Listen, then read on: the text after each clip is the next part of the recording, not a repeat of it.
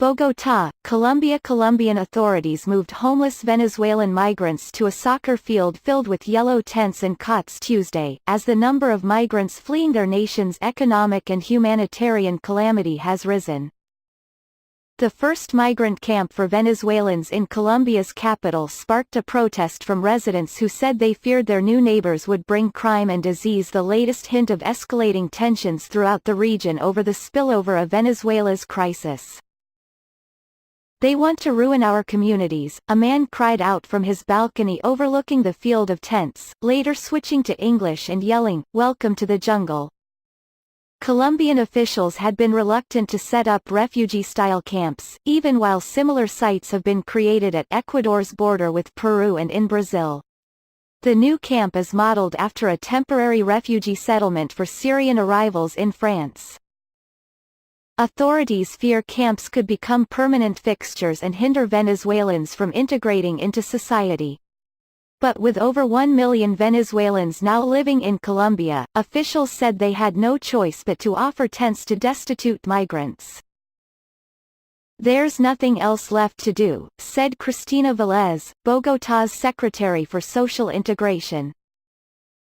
The migrants taken to the camp had been living in a park outside a bus station in conditions considered a potential public health risk. Families with young children were living cramped together alongside railroad tracks and cooking food over makeshift fires. Many had reached Bogota after long walks by foot and didn't have enough money to rent a room. Velez said Colombian officials talked with their counterparts in Paris over Skype to determine how to create a temporary camp, settling on a model that would keep families together while dividing up single men and women into separate tents. Migrants will be allowed to stay at the camp for up to 3 months and will be given information on accessing education and health care. The initial capacity for the camp will be 500 people, though Velez said officials will evaluate whether a more permanent fixture is needed. "We are going step by step because everything has changed very quickly," she said. The current exodus from Venezuela began in mid-2015 and has climbed steadily as Venezuelans face crippling hyperinflation, food and medicine shortages, and high crime. According to the United Nations, a total of 2.3 million have fled in the last 3 years alone.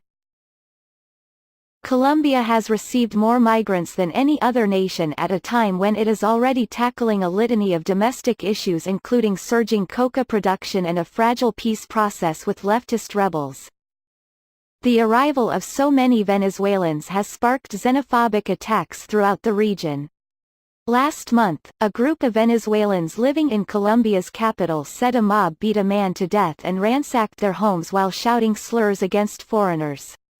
In Brazil, violence erupted after a local store owner was stabbed and beaten in an assault blamed on Venezuelan migrants.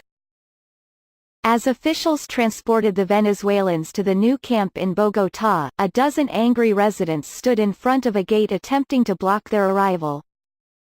Residents in a large new condominium sat on their balconies now overlooking a field of yellow tents and cots and took photos. Several said they were angry officials hadn't given them advance notice while others worried Venezuelans would take their jobs. "I'm going to be left with nothing," said Esperanza Contreras, 60, who sells grilled corn and said she feared Venezuelans willing to work for less would steal her customers. Still others complained that Colombian officials chose a field prone to flooding and expressed worry about sanitary conditions for several hundred migrants sharing 10 portable toilets. They said officials should do more to make sure migrants have access to safe water, food and jobs. "Not even animals should be there," Giovanna Sanchez, 35, shouted into a microphone outside the camp. Venezuelans arriving at the camp said they were jolted by the protest. "I feel less safe because of what we're seeing outside," one man said. "They don't want us here." As they completed a registration process and made their way toward the tents, many said they felt deceived by authorities who had promised showers and food. Ivonne Jaimes, 27, cried as she sat on a cot with her 1-year-old son wondering when she would be able to bathe him. She feared they would end up spending more money living at the camp since they are not allowed to cook inside.